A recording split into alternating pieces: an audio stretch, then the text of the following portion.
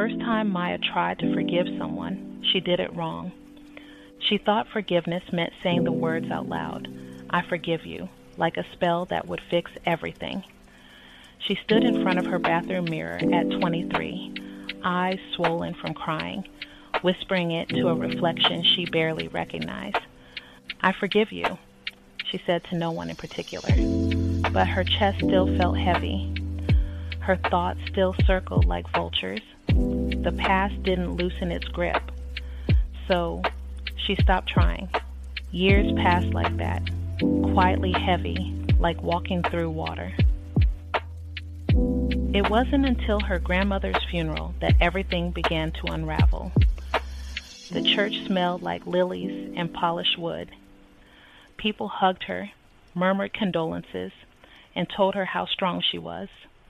Maya nodded, smiled when she was supposed to, and held herself together like a glass about to crack. Then she saw her mother, standing near the front, stiff and composed, like always. The woman who raised her. The woman who never said "I love you" without it sounding like obligation. The woman who believed discipline mattered more than softness. Maya hadn't spoken to her in 2 years. And yet there she was, aging, smaller than Maya remembered, but still carrying that same unapproachable silence. Their eyes met. For a moment, the room disappeared. Maya felt it all rush back. The night she cried alone, the times she was told to toughen up, the birthdays that felt like afterthoughts, the love she kept chasing but never quite received. Her chest tightened. "I don't forgive you," she thought immediately, but something else followed, quieter this time. "I'm tired of carrying this." That night, Maya sat on the edge of her childhood bed, the same room she'd once dreamed of escaping. She opened an old drawer and found a stack of letters she had written but never sent. Angry ones, heartbroken ones, questions with no answers. She picked one up and read it. "Why wasn't I enough for you?" Her throat closed. For the first time, she didn't feel anger rise, just exhaustion. Her mother knocked softly and stepped into the room before Maya could answer. "I wasn't a good mother," she said, her voice flat but trembling underneath. Maya looked up, startled. "I thought providing was enough," her mother continued. "I didn't know how to be what you needed." Silence filled the space between them. Maya had imagined this moment so many times. In her mind, she screamed, accused, demanded apologies that could never be big enough. But now, sitting there, she saw something different.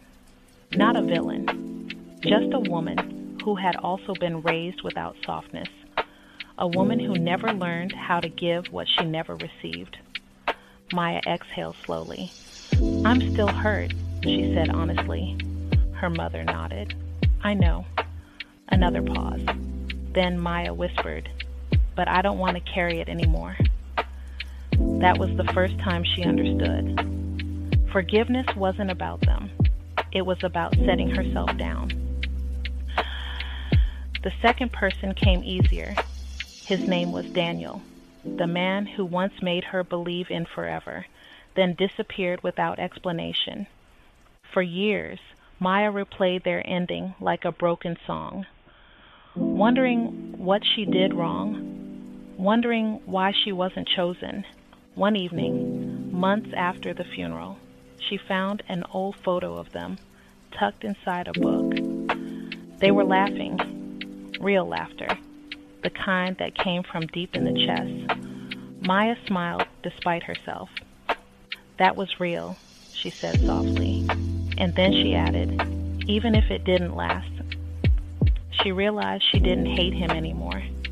He had loved her the best he could, with his own fears, his own limitations.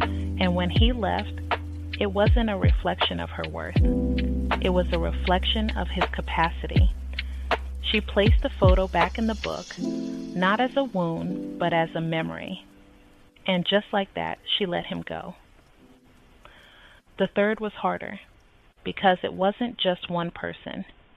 It was the friend who betrayed her trust, the stranger who humiliated her in public, the co-worker who took credit for her work. Each memory carried its own sting. Forgiving them felt unfair. Why should they get peace when they hurt me? The thought burned, but then Maya realized something uncomfortable. They weren't the ones losing sleep. They weren't the ones replaying the pain. She was. Forgiveness, she began to understand, wasn't a gift to them. It was a release for herself. So one by one, she let the memories come and let them pass. I release you, she whispered into the quiet of her apartment. Not because they deserved it, but because she did.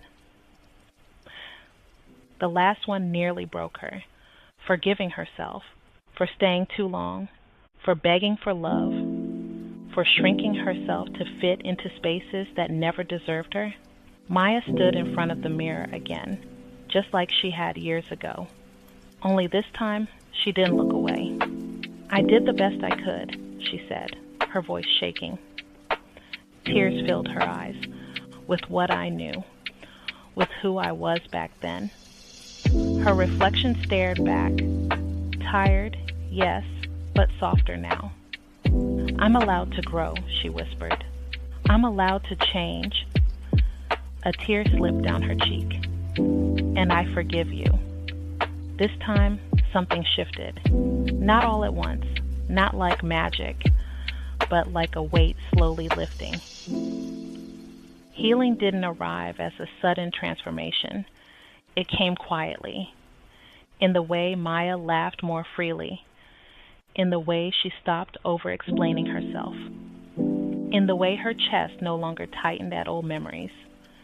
She still remembered everything, but it no longer owned her.